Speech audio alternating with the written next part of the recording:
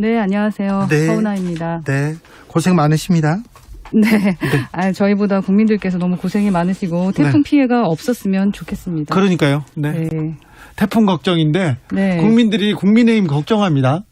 그 부분이 가장 죄송한 부분입니다. 네. 국민들 걱정을 저희가 덜어드려야 되는데 국민들께서 저희 당뿐만 아니라 또 야당도 걱정해 주시고 정치권을 너무 걱정해 주셔서 그렇죠. 빨리 해결이 됐으면 좋겠습니다. 네.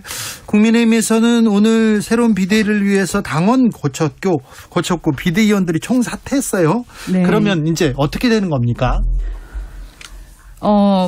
새로운 비대위가 출범하게 될 것 같습니다. 추석 전에. 추석 전에요? 네. 비대위 출범하면 만장일치로 이렇게 결론이 났습니까?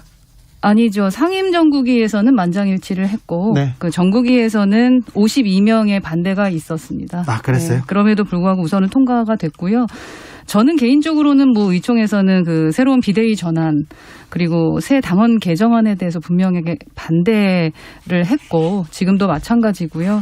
또 오늘도 전국위에서 당원 개정안 통과시키지 않았으면 좋겠다. 부결시켜 주셨으면 좋겠다라고 또 요청도 했었습니다. 제 생각에는 외부나 또 위로부터의 어떤 일방적인 힘의 그 눈치를 보는 것 그리고 거기에 박자를 맞추는 정치는 어떤 자유라던가 민주주의도 아니지 않을까 보수가 가야 할 길이 아닌 것 같다라고 생각해서 그러한 반대를 했는데요. 지금 국민의힘이 국민의 뜻을 제대로 헤아리고 있는 것인지 혹은 또 외면하고 있는 것인지 그 부분은 국민들께서 답을 주실 것 같고 여하튼 너무 좀 안타까운 상황이고 제1여당이고 또 우리 보수당으로서 공당입니다. 그 공당으로서의 역할을 앞으로 잘해 나가야 된다고 생각합니다. 이준석 대표 어제 대구가 죽비를 들어야 이렇게 외치고 있는데 이 부분은 당에서는 어떻게 봅니까? 당에서는 긍정적으로 보고 있지는 않습니다. 네. 그러나 네, 말씀하십시오. 의원님은 어떻게 보십니까? 저는 자유롭게 본인의 이야기를 할 수 있다라고 생각을 하고요. 특히 그 보수 정치의 심장인 대구에서 그리고 또 김광석이라는 분이 상징이 있지 않겠습니까? 네. 자유라던가 저항 그리고 서민의 삶을 좀 상징하시는 분이신데 그러한 곳에서 본인이 말씀하시고 싶은 메시지를 냈다라고 생각을 하고 있습니다. 예, 주호영 의원이 새 비대위원장이 됩니까? 그 부분은 아직 결정이 되지 않았습니다. 그 부분, 그러니까 어떤 비대위원장이 결정되고 비대위원이 함께하게 될지를 추석 전에 발표한다라고 들었습니다. 네. 그런데 주호영 의원이 새 비대위원장이 된다는 얘기는 뉴스는 있었으나 아직 결정되지는 않았습니다. 만약 그렇게 된다 그러면 사실은 이제 보수 언론사에서조차도 도로 뭐뭐뭐 기승적 뭐뭐뭐 이렇게 이야기하고 있고 또 산업화 민주화 다음이 저주라냐라고 혹독한 비판을 좀 하고 있습니다.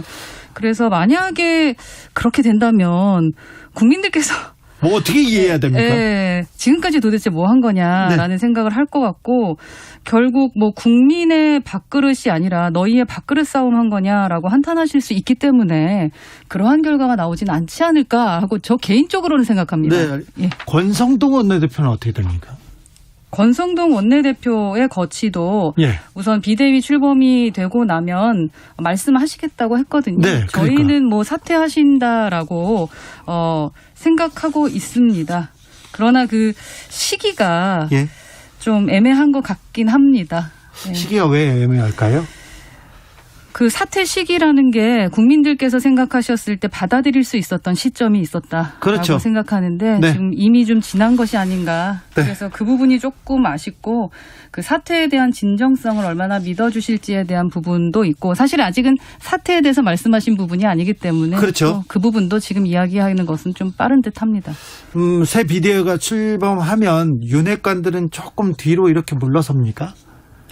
윤핵관들이 좀 뒤로 물러서 주십사하고 여러 군데에서 이야기하고 있으니까 그렇게 하시지 않을까 싶고요. 장제원 의원도 지금 게시판에 그렇게 페이스북에 글을 올렸고 대부분 그렇게 한다고 하니 그렇게 되지 않겠습니까? 이준석 전 대표는 또 윤리에서 추가 징계 받을까요?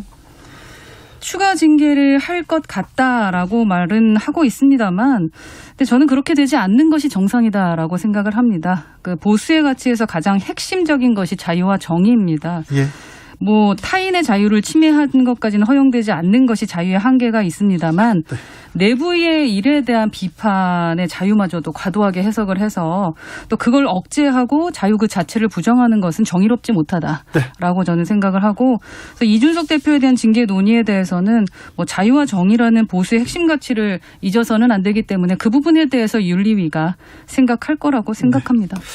소신을 말하는 정치인 허은하 의원이 오셨으니까 이것저것 다 물어보겠습니다. 상당히 빠르게 막 진도가 나가네요. 네, 이것저것 좀 대본하고는 전혀 상관이 없기 때문에 안 보셔도 됩니다. 그냥 물어볼게요. 어디서 뭘 찾아야 되나 지금 고민 중입니다. 찾지 마세요. 추석 밥상에는, 차례상에는 어떤 정치적인 이슈가 올라갈까, 이 얘기가 올라갈까, 저 얘기가 올라갈까, 어떤 얘기가 올릴까, 이런 고민이 있을 텐데 아무래도 윤석열 대통령의 지지부진한 지지율 얘기가 나올 수밖에 없을 것 같아요. 왜 이렇게 지지율이 낮을까요? 인기가 없을까요? 지지율이 낮은 것은 윤석열 대통령 스스로의 잘못도 있을 것이고, 네.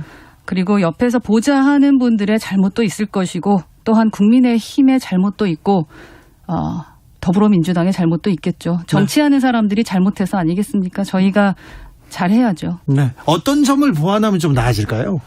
대통령께서요? 대통령이나 국민의힘에서. 국민의힘은 더 그만 싸워야죠. 네, 그만 싸우고 국민의 눈높이에 맞출 수 있도록 좀 노력하는 부분이 필요하다라는 생각이고요. 예. 정치는 기술이 아니라고 생각을 합니다. 정치는 어떤 역사적인 흐름 안에서 그 안에서 저희가 풀어야 될 숙제들을 어떻게 풀어가느냐에 대한 문제라고 생각을 하거든요.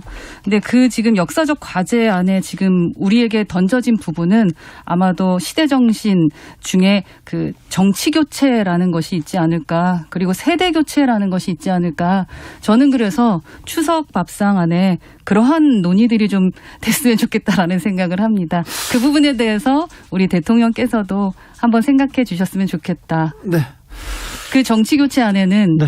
국민의 눈높이, 민심을 이길 수 없다. 네. 장기판 안에 우리는 장기알일 뿐이고 네. 그 알을 두시는 분들은 바둑을 두시고 장기를 두시는 분들은 국민이시다. 네.